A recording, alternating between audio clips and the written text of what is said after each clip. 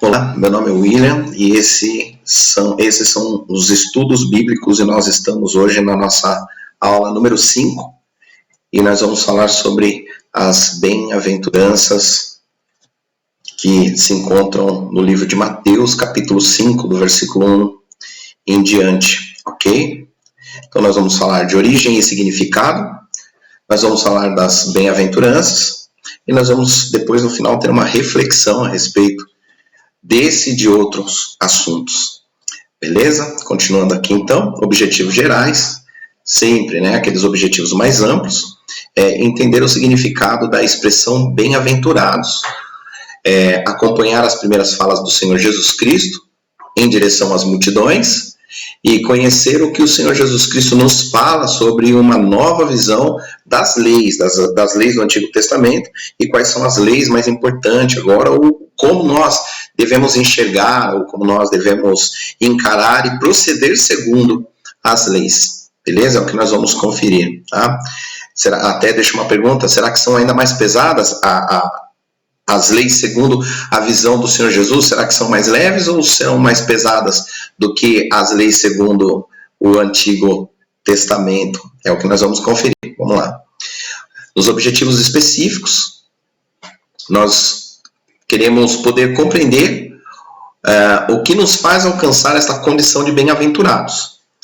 Identificar o início do Sermão da Montanha, ou no início do Sermão da Montanha, uma ideia de qual seria o padrão de procedimento das pessoas participantes desse novo reinado. Jesus Cristo nos dá dicas importantíssimas de como proceder, ou de como se portar como um participante desse novo reinado, do reino de Deus que é chegado através de Jesus Cristo. Então nós vamos ler o texto base, que está lá em Mateus capítulo 5, diz assim: E Jesus, vendo a multidão, subiu a um monte, e assentando-se, aproximaram-se dele os seus discípulos, e abrindo a sua boca os ensinava, dizendo: Bem-aventurados os pobres de espírito, porque deles é o reino dos céus. Bem-aventurados os que choram, porque eles serão consolados. Bem-aventurados os mansos, porque herdarão a terra. Bem-aventurados que têm fome e sede de justiça, porque eles serão fartos. Bem-aventurados os misericordiosos, porque eles alcançarão misericórdia. Bem-aventurados os limpos de coração, porque eles verão a Deus. Bem-aventurados os pacificadores, porque eles serão chamados filhos e filhas de Deus. Bem-aventurados os que sofrem perseguição por causa da justiça, porque deles é o reino dos céus. E bem-aventurados sois vós, quando vos injuriarem e perseguirem, mentindo, disserem todo mal contra vocês por minha causa, no caso, por causa de Jesus Cristo. Em Mateus capítulo 5, do versículo 1 a 11, conforme tinha falado anteriormente. Ok? Então nós vamos falar um pouco sobre a origem e o significado, não só das bem-aventuranças, mas da palavra bem-aventurados, os motivos pelos quais Jesus Cristo expôs esse conhecimento e esses conselhos a toda aquela multidão, quem era essa multidão, qual era o contexto da época e como e por que as palavras se propagam e ecoam até os dias de hoje. Então é isso que nós vamos falar. Aqui nós temos uma breve definição. As bem-aventuranças são os ensinamentos que, de acordo com o Evangelho segundo Mateus, Jesus pregou no Sermão da Montanha, que está lá em Mateus 5, do 1 ao 12, que de acordo com o Evangelho segundo Lucas 6, 20 ao 49, Jesus pregou no Sermão da Planície. Cada um enxergou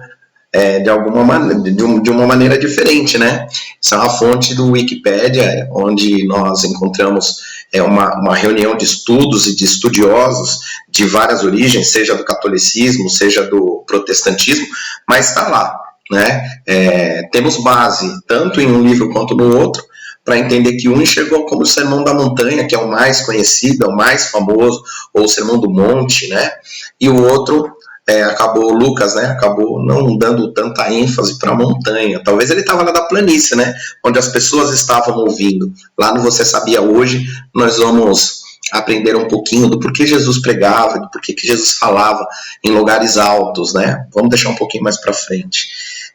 Então vamos lá, para ensinar e revelar aos homens a verdadeira felicidade. Eu adorei ver essa expressão no Wikipédia, porque o Wikipédia, como eu acabei de falar, é uma reunião de opiniões e de conhecimentos, de estudos científicos, né? E de um estudo científico, olha que coisa, né? Estudos científicos que têm sido tão negados ultimamente, estudos científicos reconhecem que esse sermão de Jesus Cristo foi para revelar aos homens a verdadeira felicidade. Olha que coisa legal, né? Então vamos lá, continuando, seguindo. As bem-aventuranças anunciam também a vinda do reino de Deus através da palavra e ação de Jesus, que tornam a justiça divina presente no mundo. Aqui é legal falar através da palavra e ação.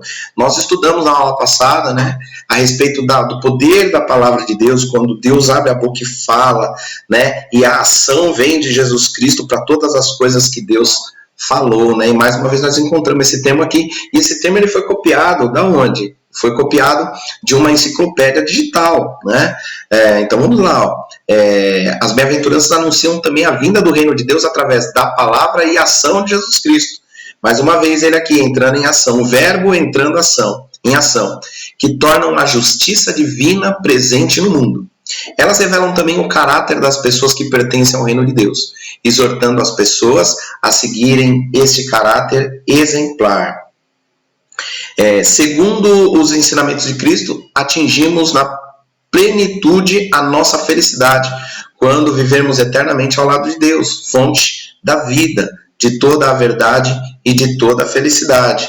Então, essa é uma percepção a respeito do que foi o Sermão da Montanha, sobre o olhar de uma enciclopédia muito conhecida, uma enciclopédia muito usada, muito acessada, né? Então, a visão geral é de que aquele sermão, ele não vem trazendo dinheiro, ele não vem trazendo promessas, ele não vem trazendo um mover apostólico, ele não vem trazendo nada disso. Ele vem trazendo conselhos e, seguindo um pouco depois do Sermão da Montanha, vai falar de algumas leis que estão no Velho Testamento, de como Jesus Cristo as enxerga. Então, ou seja, um conjunto de conselhos, um conjunto de falas de Jesus Cristo que mostra como alcançar a felicidade. Será que é isso mesmo? Vamos continuar mais um pouco.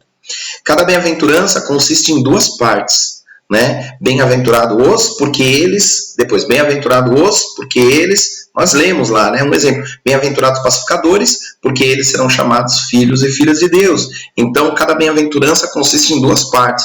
Uma condição e um resultado. Em quase todos os casos, as frases são familiares ao Velho Testamento, mas o sermão de Jesus as eleva a uma condição de um novo ensinamento. No conjunto, as bem-aventuranças apresentam um novo conjunto de ideias, com foco no amor, na humildade, e com ensinamentos de espiritualidade e compaixão. Espiritualidade e misericórdia. Vamos continuar. Foi esse mesmo? Foi. Então, o que quer dizer, então? Por exemplo, o que quer dizer o termo bem-aventurado, né? O bem-aventurado. O que é? Vamos tentar definir o que significa bem-aventurado. Então, eu peguei assim, dentro de tudo que eu aprendi com as pessoas que se dispuseram tempo a me ensinar, o que significa bem-aventurado, né? Há muito tempo atrás, meu primeiro pastor falava, né? Como são felizes, né? O pastor que eu sigo hoje, o pastor do qual nós extraímos conhecimento, ele fala, bem-sucedidos são, ou seja, bem-aventurados os misericordiosos. Vamos substituir aqui, né? Como são felizes os limpos de coração, como são bem-sucedidos os misericordiosos. E eu incluí um aí, ó, pelo menos na minha opinião, você aceita se quiser ou não, né? Mandam bem ou mandam muito bem os limpos de coração, porque eles verão a Deus. Como mandam bem aqueles que são misericordiosos, trazendo para os dias de hoje, né? Porque realmente aquela pessoa que é limpa de coração, aquela pessoa que é misericordiosa, né? Ela manda muito bem, ela manda muito bem. Eu sei, em todos os casos ali tem aqueles que têm fome e sede de justiça, né? Eles mandam muito bem se esperarem todas essas coisas em Deus.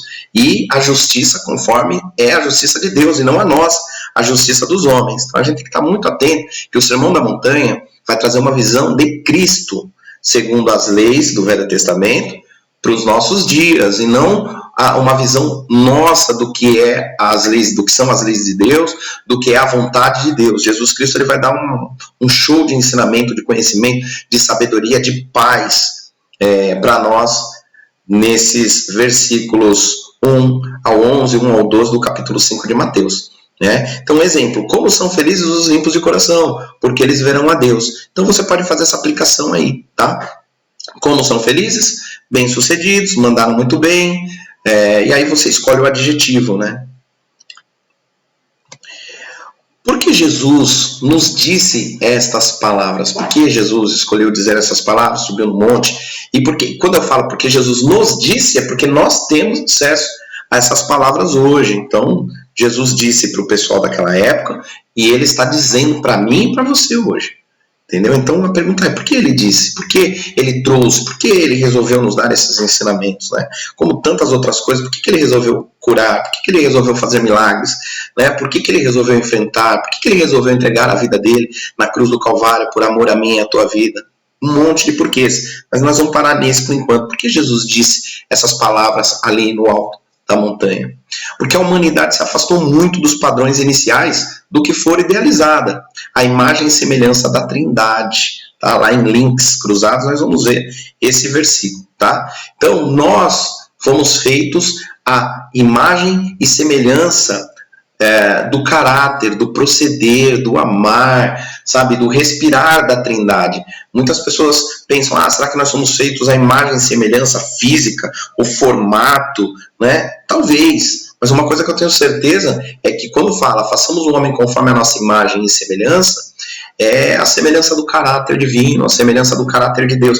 Até esse momento em que nós fomos criados, né, em que a humanidade foi criada através do homem, do primeiro homem, da primeira mulher, através de Adão e Eva, e enquanto não tinham pecado, eles eram a imagem e semelhança do caráter, do amor e do proceder de Deus. Mas a humanidade se afastou muito desses padrões. Desde a criação, da queda, e durante toda a história bíblica, a gente vai ver aí muitos casos, né? Guerras, perseguições, lutas, muito derramar de sangue. E então precisava de uma intervenção. Nós discutimos isso em algumas aulas passadas, que era necessário assim, que se fizesse uma intervenção mesmo, uma ruptura na história da humanidade. E essa ruptura na história da humanidade tem nome, é Jesus Cristo. Ele é a ruptura. Antes e depois dele, a sociedade, né, o comércio, quem crê, quem não crê, conhece a história antes e depois de Jesus Cristo. Ok? Jesus Cristo veio ao encontro de um povo oprimido, que clamava por uma justiça segundo o que acreditavam ser justo. Pensa que um povo, quando vê o Messias, a primeira coisa que eles querem ver é a resolução de todos os problemas. Eles querem ver sanadas todas as suas necessidades, todas as suas dores, todas as suas dificuldades, né? Não esquecendo de levar em consideração que tudo o que acontecia para eles e o que acontece para nós até os dias de hoje se dá por conta das nossas próprias escolhas, por conta da liberdade que temos, por conta até vai dar uma discussão muito grande, por conta do nosso livre-arbítrio, né? Mas nós causamos coisas e temos consequências das coisas que causamos. Nós tomamos decisões e sofremos consequências das nossas escolhas e das nossas decisões. Naquele tempo não era diferente dos dias de hoje. Se o povo estava escravizado, eu li esses dias uma frase de um filósofo que eu não lembro o nome, que a escravidão só começou porque o primeiro escravo consentiu. Não vamos julgar essa frase em si, mas a escravidão começa quando o primeiro escravo consente e os outros vão consentindo, e quando vê, nós chegamos a um contexto de um povo, de uma geração, de uma população que estava sob os domínios, por exemplo, do Império Romano, sobre o domínio de reis corruptos e de reis arbitrários. Então eles queriam a justiça, mas a justiça segundo o que eles achavam que era justo. E Jesus Cristo veio ao encontro deles, ou seja, ele apresenta uma série de conselhos que mostram os padrões de justiça do reino de Deus, e não os padrões de justiça da população, nem o nosso. Então nós vamos começar a falar a respeito das bem-aventuranças, né? De quem são os bem-aventurados e o que significa cada coisa. Nós começamos pela primeira bem-aventurança, que diz: bem-aventurados os pobres de espírito, porque deles é o reino dos céus. Muito difícil. Eu tinha uma percepção formada através de uma das últimas pregações que eu vi a respeito desse assunto, mas ainda como estava de uma forma muito crua na minha cabeça, eu tenho que ter muita responsabilidade para passar para todos, eu procurei, dentro do conhecimento de algumas pessoas que estudam bastante isso, encontrei no pastor e escritor A.W. Tozer, dos Estados Unidos, essa definição, que pobre de espírito é não ter nada governando o coração a não ser Deus, ou seja, nada governa o coração a não ser Deus governar o nosso coração. Isso é ser pobre de espírito. Não tem nenhum sentimento, não tem nenhum espírito, não tem nenhum movimento, nada que governe o nosso coração. Ser pobre de espírito, ser despido de espírito, como dizia o meu primeiro pastor, e como diz o meu primeiro pastor, fala ser despido de todo qualquer espírito, de todo qualquer movimento, e deixar só Deus mesmo movimentar o nosso coração.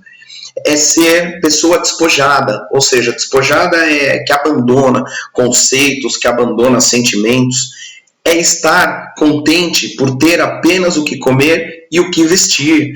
Eu não estou dizendo que a gente tem que fazer voto de pobreza, não é isso, na verdade, até Jesus nos convida a fazer esse voto de pobreza, né? Fala assim, ó, larga tudo que você tem e me segue, né? Mas se você tem hoje algo para comer, se você tem algo para se vestir, assim como as aves do céu e os lírios do campo, você tem que estar contente. E se você está contente hoje com você está contente com o que você tem, esse sentimento te torna uma pessoa pobre desses espíritos que querem coisas e desejam coisas e se chateiam por coisas. Porém, ser pobre de espírito é ser ao mesmo tempo dono de um reino grandioso, inigualável e inabalável, o reino dos céus. Olha que coisa gostosa, né? Bem-aventurados os pobres de espírito, porque deles é o reino dos céus. Então, se eu posso explicar alguma coisa, abrir mão de todas as coisas que nós temos aqui, abrir mão de todos os sentimentos que nós temos aqui, para já pensar como será o reino dos céus, o reino que a gente vai viver, assim, infinitamente, um tempo infinitamente maior do que o tempo que nós vamos viver aqui. Ou seja, como diziam os nossos avós, né? Esse tempo é passageiro. Outro ditado popular, daqui nada se leva, e é verdade, né? Quando a gente entende que esse tempo é passageiro, essa terra é passageira, e daqui nada se leva, a gente começa a empobrecer, né? A nossa vida de espíritos e deixar um espírito apenas, que é o Espírito Santo de Deus agir em nós. Ok? Espero ter explicado. Se você encontrar alguma outra definição de vida com a gente, não somos donos da verdade e existem coisas que nós só conheceremos mesmo quando Deus contar pra gente lá na eternidade, né? Mas tá aí, nós temos aí pelo pastor Tozer uma ótima definição. Vamos lá. Bem-aventurados que choram, porque eles serão consolados. Vamos ler o texto. A desigualdade, a iniquidade, a opressão não eram muito diferentes dos nossos dias. Acrescente que mulheres, crianças não tinham voz ativa, não tinham uma fala permitida. Logo, o sofrimento, as angústias e as desilusões eram grandes. Jesus traz uma mensagem de esperança aos carentes de esperança. Ou seja, ele supre, né? Esperança aos desesperançados.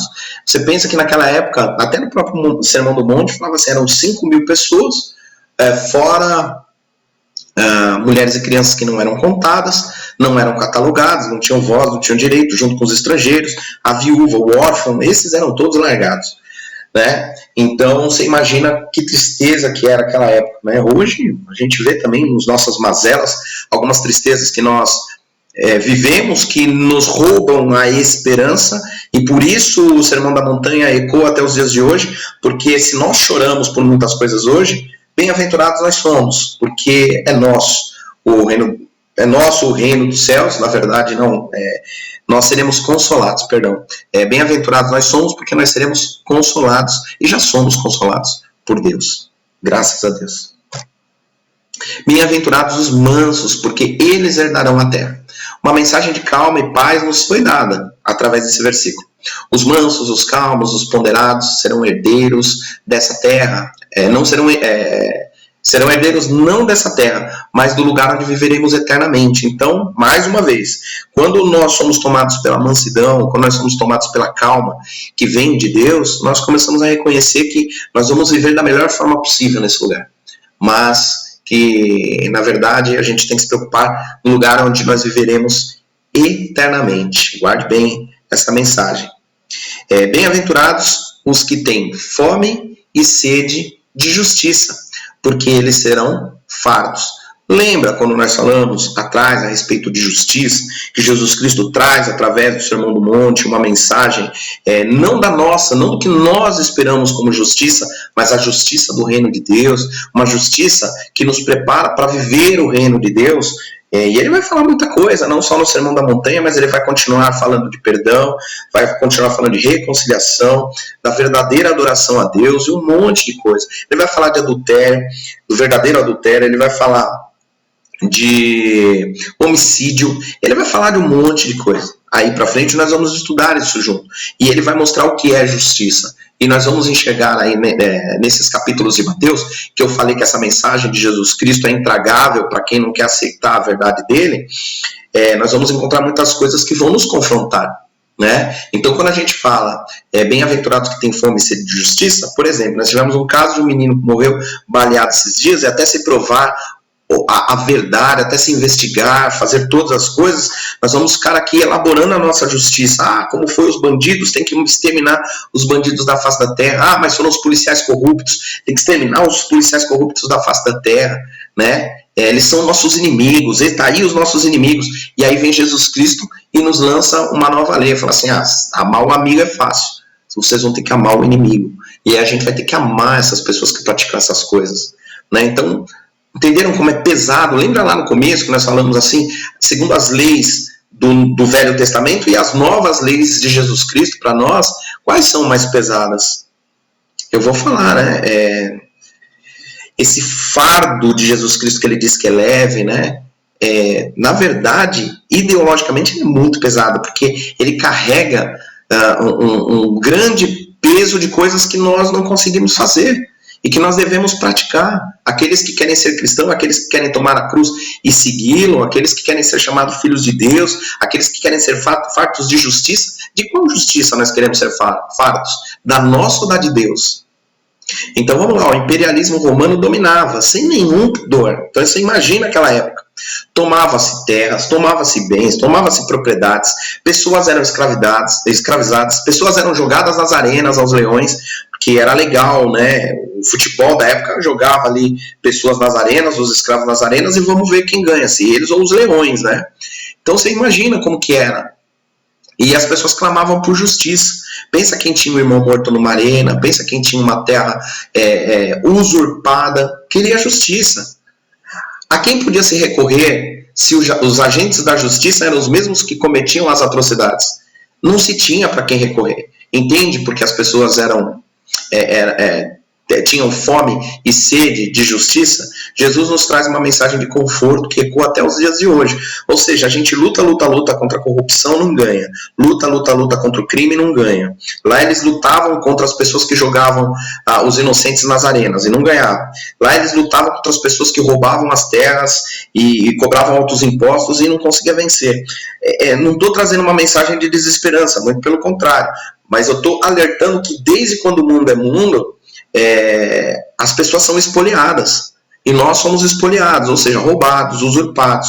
Mas Jesus vem e fala assim: bem-aventurados que têm fome e sede de justiça, porque vem por aí o cumprimento de uma justiça que talvez a gente desconheça, que a gente não tem ideia da largura, da profundidade, da altura, algo que vai suprir a nossa sede e fome de justiça de uma maneira. Olha, a palavra fala, eles serão fartos. Você imagina quando uma pessoa está farta de comer, come até não aguentar mais, bebe até não aguentar mais, corre até não aguentar mais, se diverte até não aguentar mais. Imagina você estar exausto de tanta justiça que Deus vai fazer em nosso favor. Então, que nós não sejamos as pessoas do outro lado das injustiças, as que cometem, que nós sejamos os bem-aventurados, os que pelo menos sofrem da injustiça, porque sofrer nós vamos sofrer mesmo, foi ontem, hoje e sempre vai ser, mas na eternidade nós seremos fardos. Amém? Continuando. Bem-aventurados os misericordiosos, porque eles alcançarão a misericórdia. Fui no dicionário e procurei. Misericórdia é um termo amplo que se refere a benevolência, bondade, perdão. É uma variedade de contextos éticos, religiosos, sociais e legais. Ou seja, tem misericórdia dentro da ética, tem misericórdia dentro da igreja, dos templos, das religiões, tem misericórdia social e tem a misericórdia legal, né? A misericórdia legal, você pensa uma pessoa que de repente roubou aí milhões dos cofres públicos e por conta de um acordo ela ganha aí uma parte de misericórdia, um perdão de pena por conta de ter contribuído com a lei. É meio injusto, né? Mas existe isso. Né? Misericórdia social é quando grupos se juntam para atender outros grupos ou pessoas ou indivíduos que estão vivendo mazelas, estão em carência, como nós estamos vivendo agora, como nós vivemos em Mariana, Minas Gerais, quando estourou a barragem, Brumadinho e algumas outras cidades que passaram por enchentes, por vendavais, e as pessoas se reúnem em misericórdia social para ajudar o social. Na religião, a misericórdia, o que significa? É a misericórdia de Deus. Quando uma pessoa peca e vai até o padre confessar, ou busca os irmãos para confessar os pecados uns aos outros, né? E vem aquela oração, que Deus seja misericordioso da sua vida. E se os elementos ou os seus agentes que impetram essa misericórdia, né, ou que se propõem a exercitar a misericórdia, forem misericordiosos mesmo, eles vão exercitar a misericórdia de Deus, que esquece os nossos pecados, que lança fora todo o mal da nossa vida e prepara uma oportunidade para que o pecador se regenere, aquele que erra não venha errar mais, e assim segue. Né? E nos contextos éticos, né, se você pode ter misericórdia, por que não ter? Né? Se você pode... você tem um proceder misericordioso e um não misericordioso. Se é correto, se você olha ali na tua consciência, o mais justo a fazer, o mais correto a fazer é ter misericórdia, tenha misericórdia. Nos é oferecida uma oportunidade de exercer misericórdia parecida com a que Deus nos mostrou através de Jesus Cristo. Deus foi misericordioso com nós, com todos nós, que ainda sendo pecadores, olha só, nós ganhamos o direito de ser chamados filhos e filhas de Deus, através do sacrifício de Jesus, por misericórdia dele, Deus Pai, Deus Filho e Deus Espírito Santo, as nossas vidas.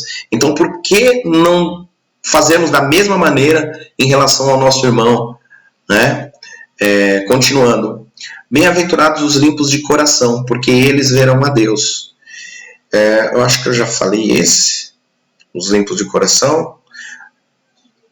Mas vamos continuar aqui. Somente quem busca em Deus a capacidade de esvaziar o coração de tudo que é bom.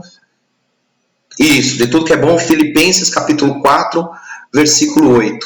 Está lá, tudo que é bom, tudo que é justo, tudo que é puro, tudo que honra a Deus. Nisso pensai. E a paz, que excede todo entendimento, guardará os vossos corações em Cristo Jesus. Então, manter um coração limpo é manter um coração aberto, é manter um coração desentulhado. Imagina uma sala entulhada, um terreno entulhado, e agora você vê um terreno que já não tem mais entulho nenhum. É um coração livre para receber coisas boas, coisas novas, coisas aprazíveis, e a gente tem que ter o nosso coração desse jeito, sempre limpo a ponto de lançar fora toda a falta de perdão, todo pecado cometido contra a gente, todo pecado nosso cometido contra outras pessoas também, já perdoados, porque nós precisamos do perdão das pessoas, mas às vezes o nosso coração fica entulhado, porque nós precisamos nos perdoar também. Né? Então, estar limpo de coração é quando nós nos permitimos ser perdoados pelas pessoas, quando nós nos perdoamos e quando nós desentulhamos o nosso coração de tanta podridão. Jesus nos mostra uma visão das mais duras através das bem-aventuranças, ou seja, é difícil porque é um exercício muito duro, é um exercício muito complicado tudo isso, mas que bom que ele nos deu esse caminho para que a gente siga para viver o reino de Deus. Continuando, bem-aventurados os pacificadores, porque eles serão chamados filhos de Deus. Em um mundo de guerras em que vivemos, propor, que é diferente de proporcionar, propor é apresentar e proporcionar é fazer, né? Então, propor e proporcionar a paz é uma missão para os filhos e filhas de Deus mesmo. Ou seja, quem consegue propor e quem consegue proporcionar, se não é chamado filho de Deus, não conheço outra coisa qual possa ser nomeado, porque ele é o príncipe da paz, ele é o autor e consumador da nossa fé, ele é aquele que derrama uma paz que excede todo entendimento sobre nossas vidas, né? Então, quando nós caminhamos em direção às pessoas que estão em guerra e vamos até ela para pacificar, até pessoas que estão em guerra contra nós mesmos, e nós, em vez de promover mais guerra, nós promovemos a paz, nós seremos chamados filhos e filhas de Deus. Você aceita essa missão proposta por Jesus Cristo de Nazaré? Ser pacificador? Porque é difícil, no mundo em que nós vivemos guerras, um mundo em que nós somos incentivados a guerrear, propor a paz é um negócio mesmo, é uma missão dura de Cristo para as nossas vidas. Então, essa é uma pergunta que eu faço. Você aceita essa missão proposta por Jesus Cristo de Nazaré a ser um pacificador? Pensa nisso e a gente conversa mais para frente. Bem-aventurados os que sofrem perseguição por causa da justiça, porque deles é o reino dos céus. Consequentemente, aquele que propõe a paz irá sofrer a perseguição daqueles que preferem e ganham com a guerra. Ou seja, hoje tem muita gente que ganha com a guerra, tem muita gente que ganha com as polêmicas. Hoje a gente vê o lado A da política virado contra o lado B, e agora entra o lado B da política virado contra o lado A da política, e as pessoas querem cada uma colocar as suas verdades, e geralmente quando você entra no meio para falar, ei, lado A, ei, lado B, vamos entrar num acordo para propor um caminho de paz, um caminho de concórdia, um caminho em que nós possamos juntos e unidos caminhar de modo que as coisas dão certo, você recebe um sai para lá porque você está em cima do muro, sai para lá porque você é um indeciso, sai para lá porque você, como é que eles falam? Você é um isento ou um isentão, que é um termo que as pessoas encontraram aí, e na verdade tem muita gente querendo propor a paz, mas o lado A brigando com o lado B, e essa luta é tão forte que é meio complicado mesmo. E aí você começa a ser perseguido, e aí você começa a perceber que tem pessoas que se autodenominam cristãos, mas está de um lado ou do outro da guerra, sendo que tinha que estar no lugar dos pacificadores. Então, entendeu? A missão, a missão que nos leva a ser chamado filhos e filhas de Deus é um negócio um pouco complicado. A gente precisa guerrear pela paz, né? Guerrear pela união, guerrear pelo entendimento, né? E geralmente as armas dessa guerra não são as armas das calúnias, as armas das intrigas, as armas das injúrias, do partidarismo, da facção, não. São as armas do amor, as armas do diálogo. São armas diferentes em que, infelizmente, nos dias de hoje, as pessoas não dão muito valor. Mas a convocação para esse exército ainda é firme. O exército dos filhos e filhas de Deus e daqueles que serão perseguidos por conta dessa justiça. Propor a paz é propor a Cristo.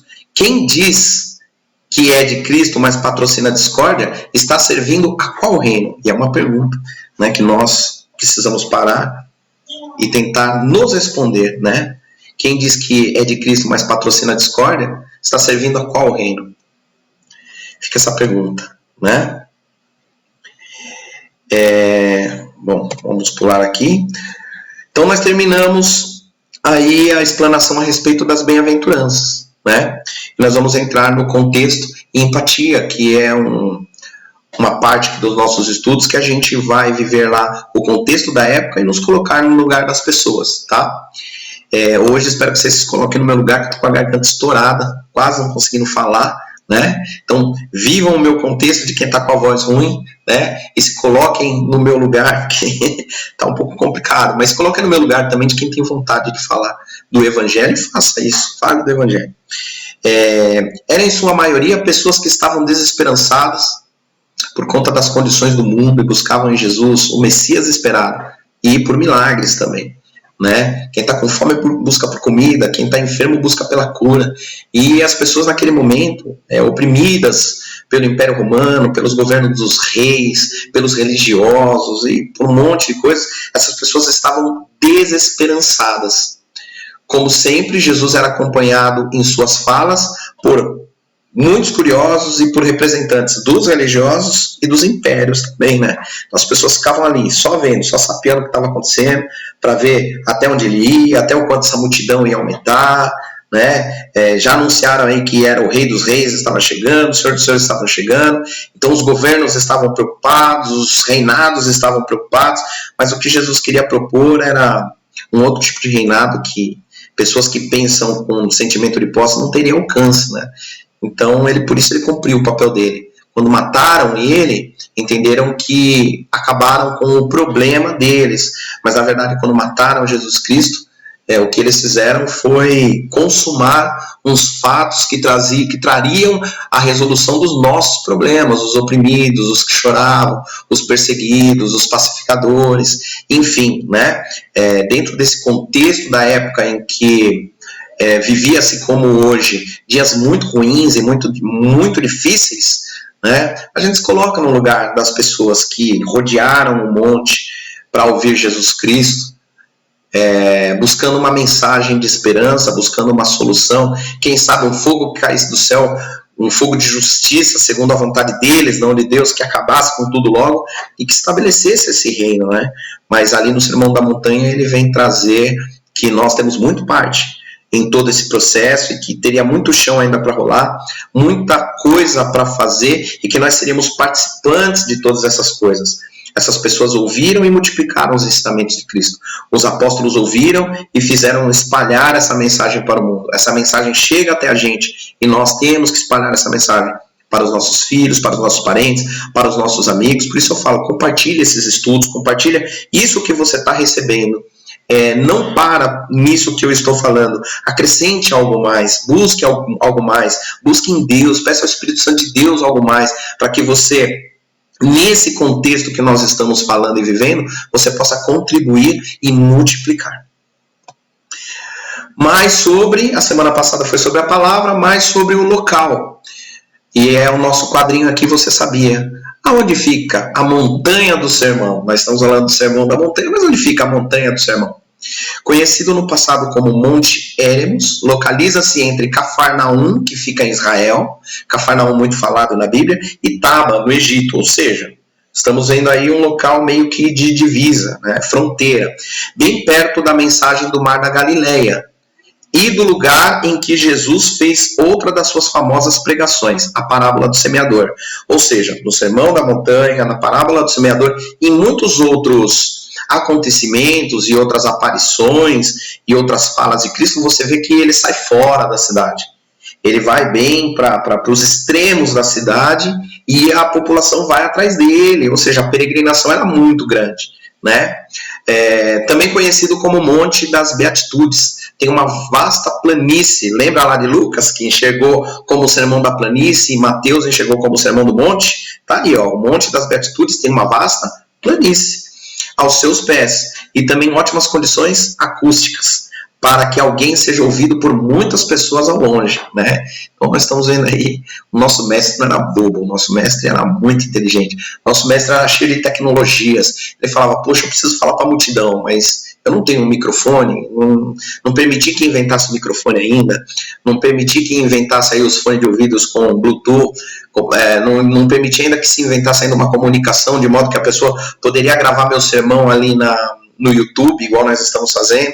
Não, eu preciso falar para essa multidão e de uma forma que eles ouçam com qualidade, porque as coisas quando vêm de Deus vêm de forma perfeita. Então o nosso mestre tecnológico subia no monte, falava para as multidões, de modo que todos ouvissem. Então isso é muito bacana, né?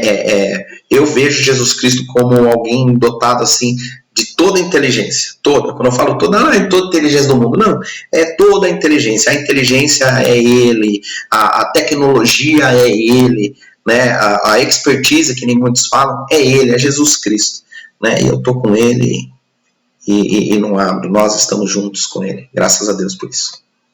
Links bíblicos. E disse Deus, façamos o homem à nossa imagem e semelhança. Onde está isso? Está em Gênesis capítulo 26, quando Deus vem fazendo todas as coisas e forma primeiro o mundo, forma primeiro as vegetações, antes das vegetações, o sol e a lua, as marés, os mares, né?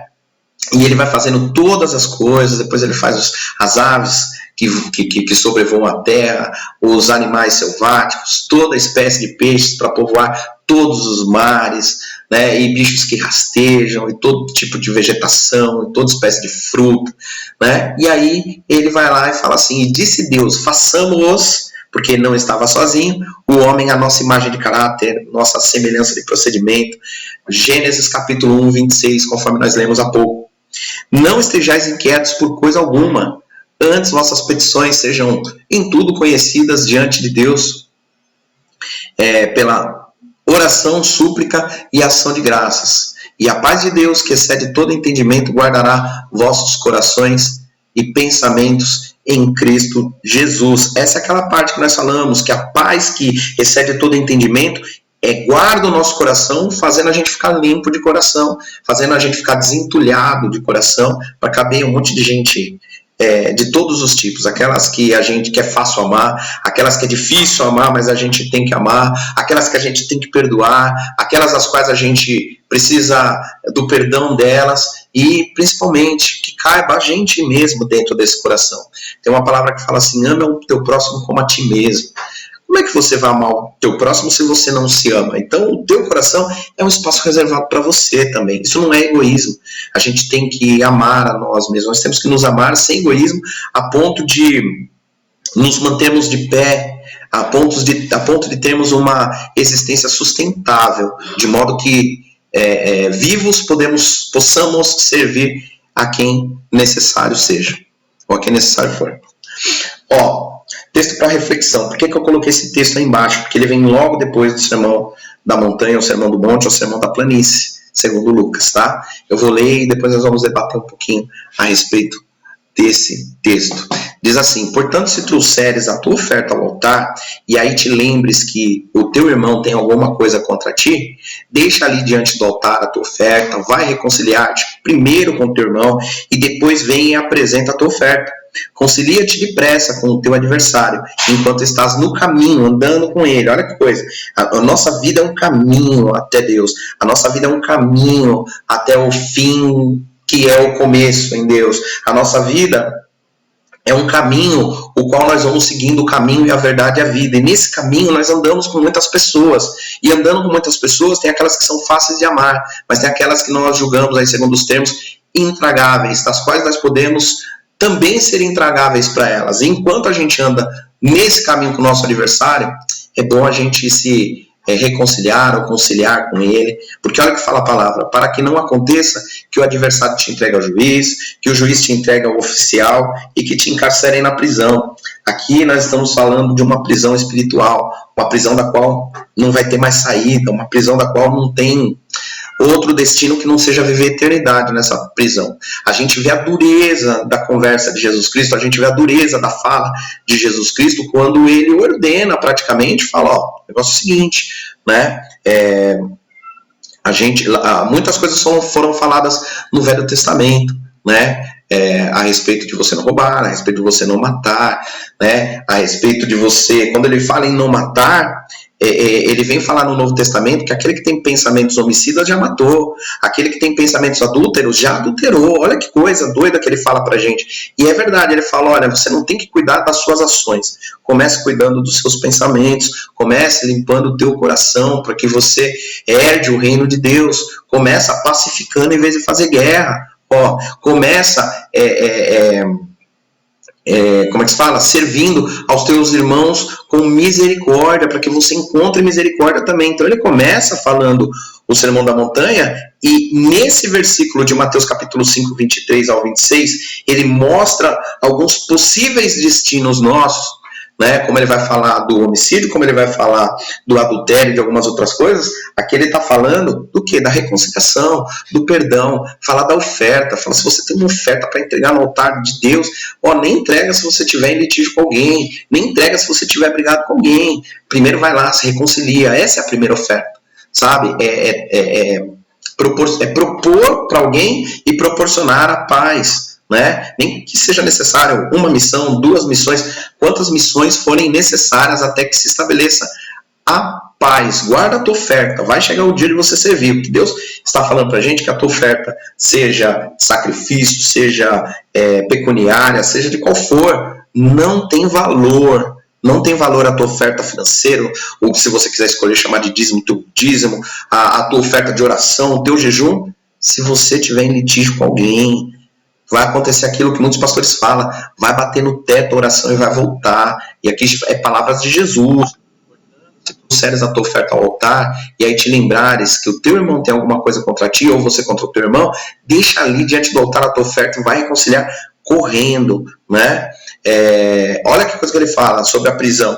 Em verdade te digo que de maneira nenhuma sairás dali enquanto não pagues até o último centavo, ou ceitil. Então é muito importante isso. E nós não vamos explanar todo Mateus de ponta a ponta em todas as palavras, não dá tempo para o projeto que a gente quer fazer, mas é muito importante que você leia tudo aquilo que Jesus Cristo falou na montanha. Não foram só as bem-aventuranças. Tem muitas coisas que ele falou que é útil para a nossa vida, mas principalmente útil para a nossa salvação. Pessoas que ficam em dúvida se a gente pode perder a salvação ou não, uma vez salvo, sempre salvo. A gente vai buscar em Lutero, vamos buscar em João Calvino. Busca na palavra. Busca na palavra, busca ali em Mateus, no capítulo 5 em diante, o 5, o 6, o 7, vai lendo, e você vai ver quantas coisas que você fala, olha, preciso resolver isso, preciso resolver aquilo, e vou resolvendo aqui, vou resolvendo ali. Quando você vê, você está com o coração limpo, desentulhado, propondo a paz para quem precisa, chorando com os que choram, sendo misericordioso, sendo perseguido por causa da justiça de Deus, e aí você vai começar a perceber, olha, ou se já não estiver, né? Estou no bom caminho, estou no caminho gostoso, estou no caminho legal. E por que você vai sentir isso? Porque o Espírito Santo de Deus, maravilhoso, vai chegar em você e vai falar, tá vendo? Olha aí, ó. O Espírito Santo conselheiro, tá vendo? Tá fazendo certo. O Espírito Santo consolador, continua que você vai conseguir. É isso, né? Mateus capítulo 5 é um dos mais ricos trechos da Bíblia, é um dos mais ricos pedaços desse livro maravilhoso, que a gente não pode deixar de passar por esse livro nunca. Se você, lembra que eu falei, se você for começar um dia a ler a Bíblia, ou se alguém perguntar assim, falar assim, por qual lugar eu começo? Começa por Mateus capítulo 5 e depois volta um pouquinho no capítulo 1, depois vai para a Bíblia toda, porque ali o Espírito Santo de Deus vai falar com você, vai falar comigo, vai falar com todo mundo, e se todo mundo lê um capítulo que nos orienta a buscar paz, eu estou lendo a buscar paz, e você está lendo orientado a buscar paz, e se a gente estiver em guerra, antes que a gente se encontre, essa guerra já acabou. É o poder da palavra nas nossas vidas. Amém? Seguindo.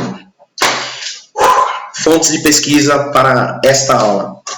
Acabamos, né? Wikipédia, como sempre busco, gosto demais, porque tem homens e mulheres inspirados por Deus, que escrevem naquele lugar, em todos os tipos de assunto.